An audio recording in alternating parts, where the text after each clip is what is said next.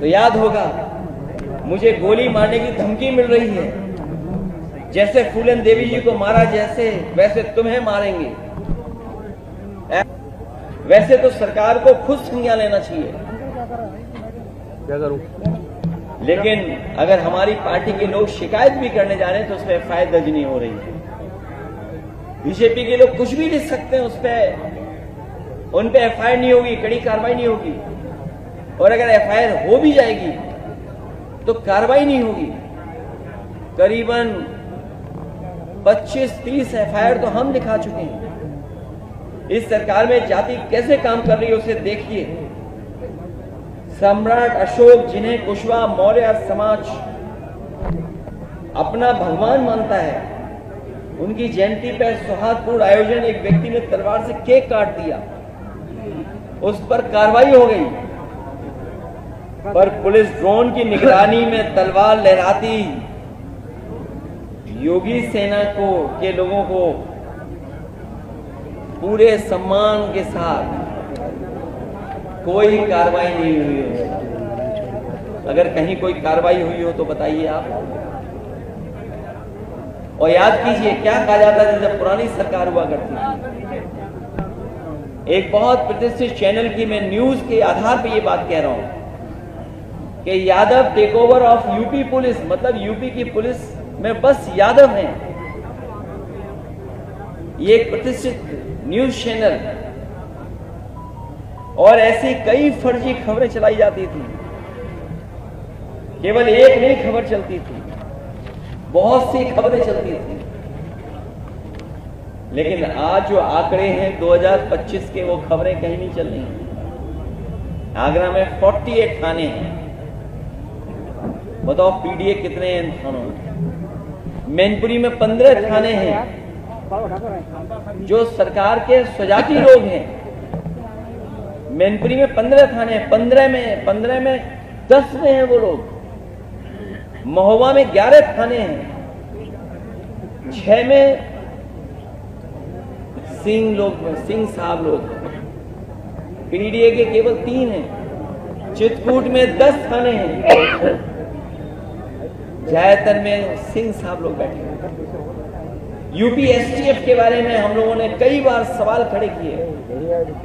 21 अधिकारी हैं, 11 सिंह साहब हैं, 3 केवल पीडीए हैं। और ग्राफ भी लाया हूं मैं, अगर आप चाहें तो ग्राफ भी मैं दे सकता हूं, दिखा सकता हूं।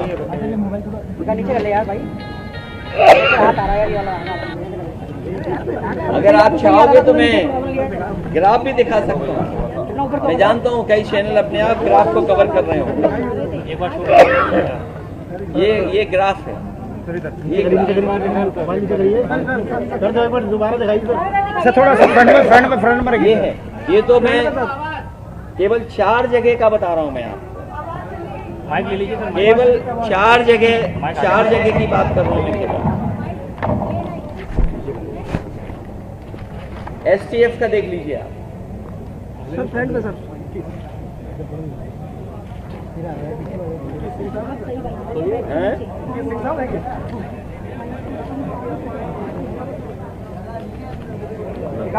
नीचे कर ले भाई।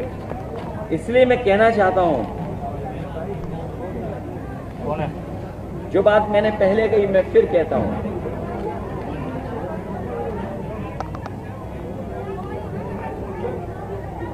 जो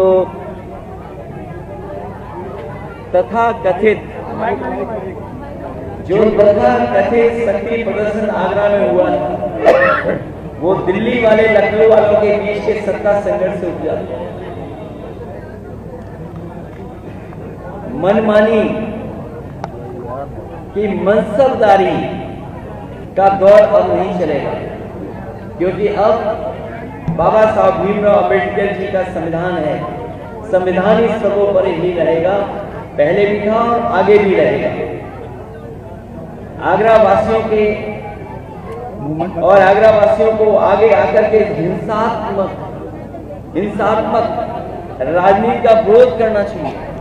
हम लोग तो विरोध कर ही रहे हैं, लेकिन आपके माध्यम से मैं आगरा वासियों से भी अपील करूंगा कि इस हिंसात्मक राजनीति का विरोध करना चाहिए, क्योंकि अगर आगरा का अमन चैन बिगड़ा और दुनिया भर में इसकी चर्चा हुई तो अंतर्राष्ट्रीय स्तर पर आगरा की छवि खराब होगी और पर्यटक यहां आने से कतराएंगे, जिसका सीधा असर आगरा के लोगों के काम कारोबार में पड़ेगा और स्थानीय अर्थव्यवस्था बुरी तरह प्रभावित रहेगी।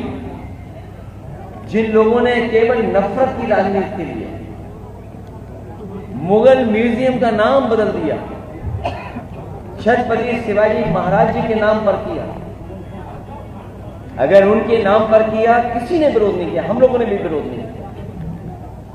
वो दुनिया का सबसे बड़ा आर्किटेक्ट, उसके माध्यम से वो बन रहा था, लेकिन क्योंकि समाजवादी लोग बना रहे थे इसलिए वो म्यूजियम आगे भी नया बढ़ा, वैसा का वैसे दिखाई दे रहा है।